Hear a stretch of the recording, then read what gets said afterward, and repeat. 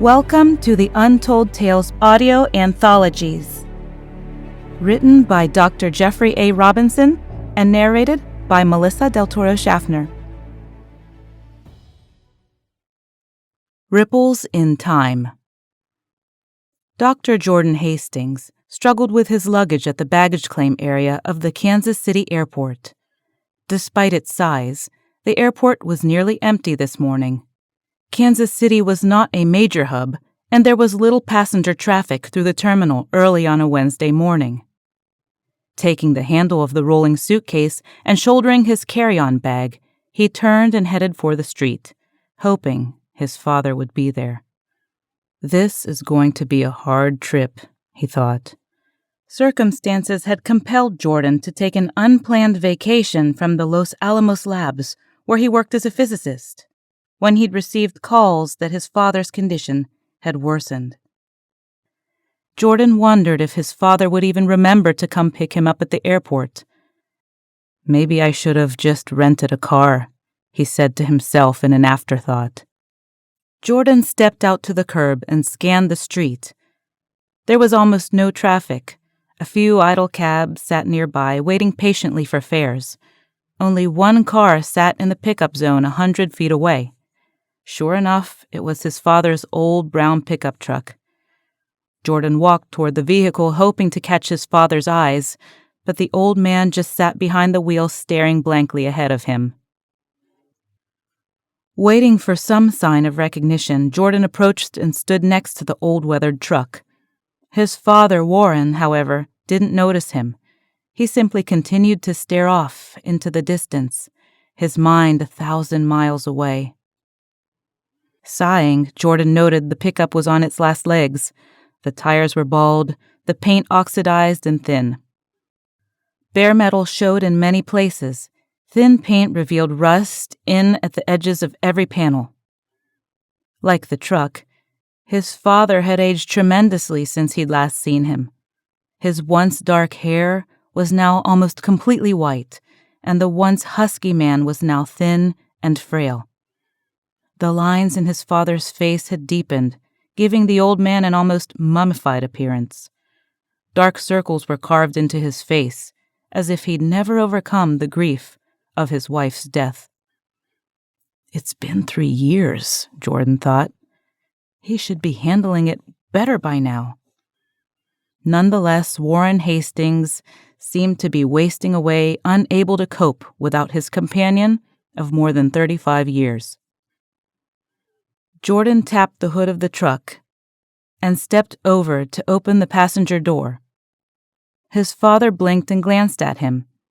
Seeing his son, he smiled feebly and straightened his back slightly. "Hi, son," the old man said. "Have a good flight?" Smiling, Jordan lifted his bags and set them into the bed of the pickup and replied, "It was all right. Have you been waiting long?" "No, not really. I was just sitting here, thinking," said the father. "Thinking about Mother, you mean," thought Jordan, finishing his father's sentence. Without further comment, the old man started the truck, and with a few disquieting rattles, they headed out of the airport to the old highway that led to the family farm. It was a good 2-hour drive to the old place. Jordan hoped it would give him some time to talk to the old man, to find out if things were as bad as his neighbors had reported. He didn't want to think the old man was beginning to go senile. Putting him in a retirement home would destroy the old man's pride, and that was the only thing he seemed to have left. The first hour of the trip passed without conversation. Jordan studied his father and waited for him to talk. The city was far behind them before Warren finally spoke.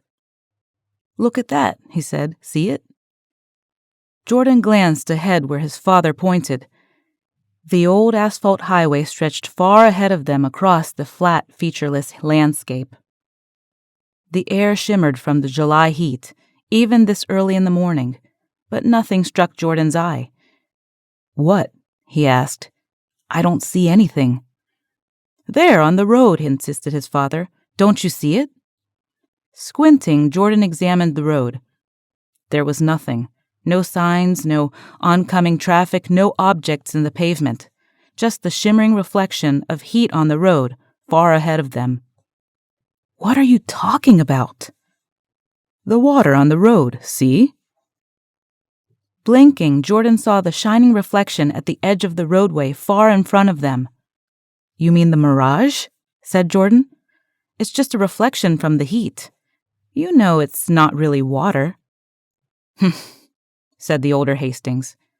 "How can you be so sure?" Jordan blinked in surprise. "Dad, you know it's just an illusion.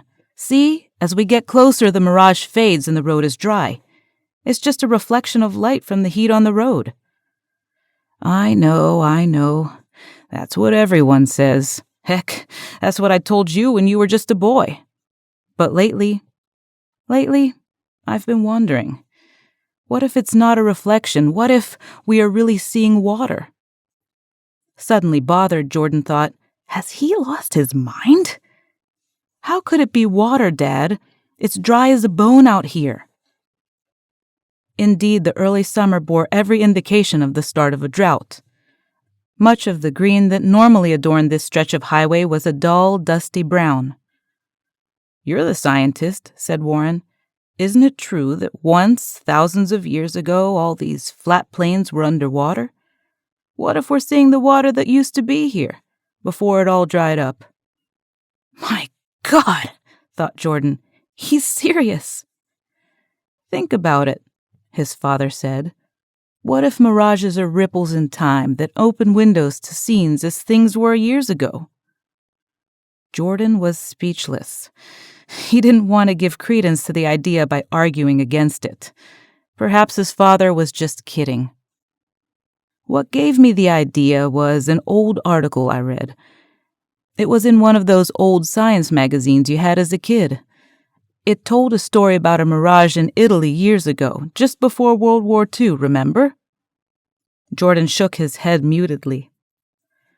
"The article told about all sorts of mirages, all over the world. You know, mirages occur at sea too, didn't you?" Warren seemed animated now. What he was saying excited him. "Anyway, in Italy, at the southern tip of Italy, there was a mirage that occurred sometimes. They say that on rare evenings when atmospheric conditions were just right, you could see a city in the distance. A tall, majestic city with tall, shiny spires of crystal and white stone that floated out at the edge of the horizon. They called it La Città Signore, the City of Dreams. Over the years, it became quite famous, but its appearance was as rare as sightings of the Loch Ness Monster or Bigfoot, so no one really believed it. Then, in the late 30s, during a prolonged heat spell, it appeared every day for a week. As the word spread, more and more people came to see it. Crowds gathered along the beaches each night at sunset to glimpse the illusionary metropolis. They say the view of the city usually only lingered for a few minutes, but on the final night that week, the vision lasted nearly a half hour. Thousands of people came to the shore and dozens of pictures were taken. It's never appeared since. At the time, scientists said the city was an illusion caused by rare atmospheric thermal inversions, which cause images of light to skip and appear hundreds of miles away. They said the mirage was a city far over the horizon. But the witnesses say no city in Europe ever had a skyline like that. Warren looked over and smiled at his son. What gave me the idea about mirages being real was another article I read in the National Geographic just last year. It told of ruins someone found in the Mediterranean just south of Sicily. Far off the coast, deep underwater, archaeologists discovered giant columns of stone, ruins of an ancient city that earthquakes made it sink beneath the sea long ago. The columns were of white stone and had inlays of crystal that would have gleamed like glass in the sun. I think what they found was La Città Signore, he said emphatically. Dad, said Jordan, the first article was just a story. The second, a coincidence. There are thousands of ruined sites all over the Mediterranean. It doesn't mean the mirage was looking at them back through time. Doesn't it? Asked Warren. Did I mention that the ruins were found just off the coast where La Città Signore was seen? And have you ever heard of any other Mediterranean city that had crystal inlays in tall columns of white stone? Jordan's eyes grew wide. Maybe he is going senile, he thought. He can't distinguish reality from fantasy anymore. Warren noticed the shocked look on Jordan's face. It was just an idea, son. Don't look so worried. He turned his attention back to the road for a moment, and then added, Still, don't you think the idea's fascinating? Doesn't it excite you to think it could be true? Jordan relaxed a little. Well, if you're not serious, yes. It's an unusual notion. But if it were true, we'd be seeing back in time a lot, and we'd see more than just cities and water. If it were true, then why don't mirages show other things? Grunted Warren again. Who's to say we don't? If a mirage appeared out in the desert and opened to just a few years ago, then all you'd see would be desert on top of desert. No one would notice it. The same's true with windows that open out at sea or most anywhere else. We'd only notice these windows when what's shown is really different than the present, wouldn't we? Jordan's eyebrows furrowed with worry once again. I suppose, he muttered, not wanting to encourage the conversation further. The way I figure it, the larger area, the further back the visions would appear. A huge desert might have been mirages that go back tens of thousands of years. Small spots might only go back a month or years. Think about it, said Warren. Haven't you heard stories of people in the desert seeing mirages with more than just water? People have reported seeing oases with trees and birds in the air, where there was nothing but sand. But those people were hallucinating, insisted Jordan. Most of them were dying of thirst. They just saw what they wanted to see. Turning his head and smiling wryly, Warren said, Maybe. Then he paused and added, Then again, maybe they weren't imagining anything at all. Just then they turned off the highway and onto an old dirt road that led to their farm. Jordan had a lot of pleasant memories of the old place. In his youth, it had been a real working farm. The crops it produced had provided for their family and allowed a decent living for them all. The money they made even paid for his first few years at college. After he'd grown and moved away, his folks had continued to work the fields with the help of hired hands. That is, until his mother had died. Since then, his father had laid off the workers and let the fields lie fallow. Since the farm's loans were all paid off, his dad didn't have to work, but it just seemed such a waste to let the farm go unused. As they rounded a stand of trees, Jordan looked out at the family homestead, and he gazed in shock at the sight of them. Instead of green fields and meadows he remembered, all that lay before him was dead wasteland. Not only had the grass in the fields died, it looked as if it had been stripped away, leaving nothing but barren earth. "My God," said Jordan. "What's happened to the place?" The pickup truck kicked up dust from the unpaved road, and enough was sucked back into the cab from the wake of the truck to make Jordan cough. Warren didn't seem to notice. He smiled broadly as he picked up speed to outrun the dust, hurrying toward the house. "I know it doesn't look pretty, but I want to show you something," he said. Coughing, Jordan gasped. Show me? Show me what? Everything's gone." Indeed, the farm was dead. The grass along the fence lines was parched and dry.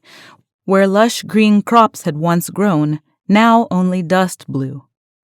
Even the meadow of wildflowers that Dad had left untilled behind the house was nothing more than hard, bare dirt. "What have you done, Dad?" Jordan said, a lump growing in his throat. "Why did you let it all go? Was there a drought? Is there a problem with irrigation water?" Warren pulled the pickup to an abrupt stop in front of the small farmhouse. The tires ground noisily in gravel, and a cloud of choking dust billowed annoyingly around them as he clambered out of the truck. "Oh no," said Warren. "It took a lot of work to get the place this way. Before I let the hired help go, I had them build an earth dam back up near the property line and divert the creek toward the old Colson Ranch. Then I blocked up the remaining irrigation ditches. But even after the water was gone, the grass in the fields wouldn't die. I had to go out and buy a couple $100 of industrial herbicide and salt to kill everything off, so the hardiest weeds would die. I poisoned the soil so nothing could ever grow back." Jordan couldn't believe his ears, but Warren spoke nonchalantly and climbed out of the cab and headed toward the house. Jordan grabbed his luggage from the truck and hurried to follow him. "But why, Dad?" he said. "Why?" Warren stopped at the front door and looked back with deep sadness in his eyes. "Why, I did it for your mother," he said, and he turned and walked inside. Jordan followed slowly into the house, pausing once more to survey the devastation. Everything he remembered was gone. The barn was empty, the livestock and horses were gone. Its doors hung open, sagging on broken hinges. Dry, dusty air blew through the structure, stirring dust that was as dry and as fine as talcum powder. All the trees along the old creek were dead and leafless.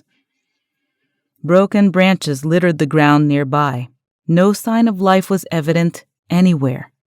No birds, not even any insects. Storming into the house, Jordan hurried through the front door, ready to tie into the old man. But he paused when he found Warren sitting quietly at the kitchen table, staring out the window at the barren, lifeless fields. Jordan's anger faded to pity as he watched his father. The frail old man seemed nearly as wasted as the land outside. After a moment, Jordan reflected. Maybe with Mom dead, he wants to die too. Maybe he can't stand the thought of anything living with her gone.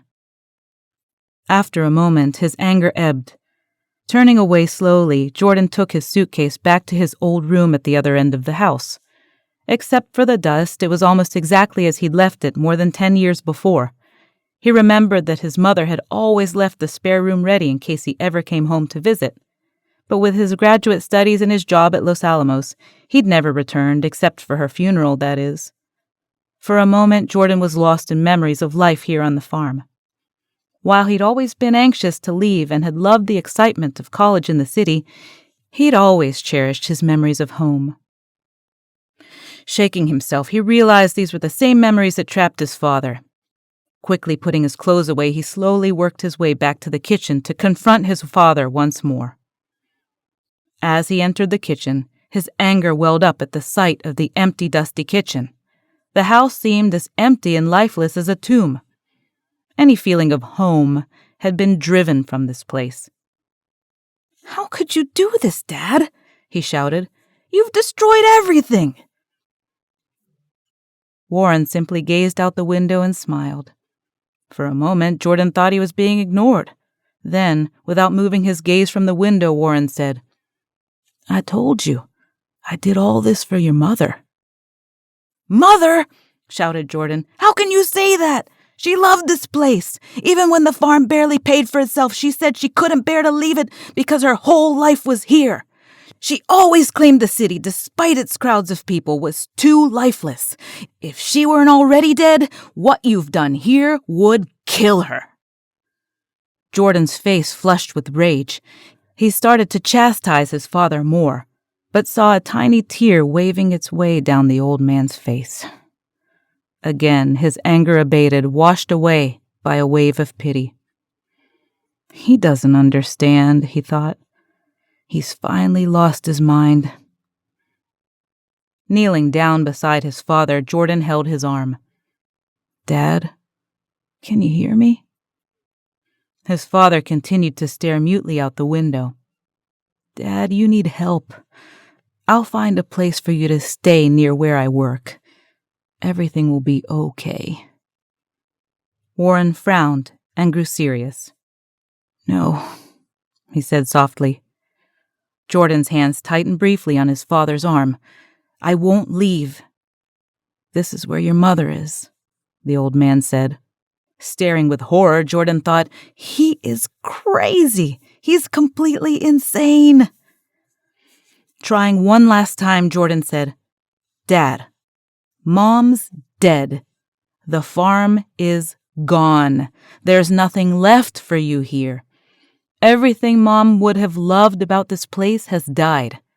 I just don't want you to die here too." His words seemed lost on the old man. There was no response and no reply. So Jordan tried again. "I don't know why you can't see it," he said. "All you've done is turn this place from a thriving farm to a desert." Glancing out the window, he asked, "How can you even bear to look at this? Then his jaw dropped open and he stopped talking. For outside the window, the air across the dead flat ground outside shimmered in the noon July sun. The hot, parched earth outside radiated heat like a furnace, and the light outside flickered. As he watched for an instant, just a fleeting instant, the lifeless dirt vanished, and Jordan looked out across the green meadow of grass his mother had so loved. Jordan watched motionless as a tall young woman walked across the meadow with her arms outstretched to touch the top of all the wildflowers she passed. He recognized the house dress she always wore and saw her head tilt back with joy in the cool morning air. Then the image faded as a hot breeze dispelled the scene. All he could see once more was dry, dead dirt and the wavering distortions of heat rising from the ground. Turning in shock, Jordan looked at his father. The old man smiled, but tears ran down his face. "See," said his father, "that's what I wanted to show you." He smiled gently at his son. "Do you understand why I did it now? Do you know what I meant when I said I did it for your mother?" Jordan was speechless. But... Warren patted his son on the arm. "Tell you what, son. Pull up a chair and get some lemonade from the fridge. We can talk while we watch." Then he faced back toward the kitchen window and waited. After a long while, Jordan stood, got 2 glasses from the cupboard and the pitcher of lemonade from the refrigerator. Then he moved a chair next to his father's. In silence, they watched and waited for the midday heat to summon another mirage. Thank you for listening. We love our listeners, fans, and patrons. If you loved what you heard, please like and subscribe to our audio anthology and consider visiting our Patreon site at www.patreon.com/Melissa Del Toro voiceover, which you can find listed in the show notes for this episode.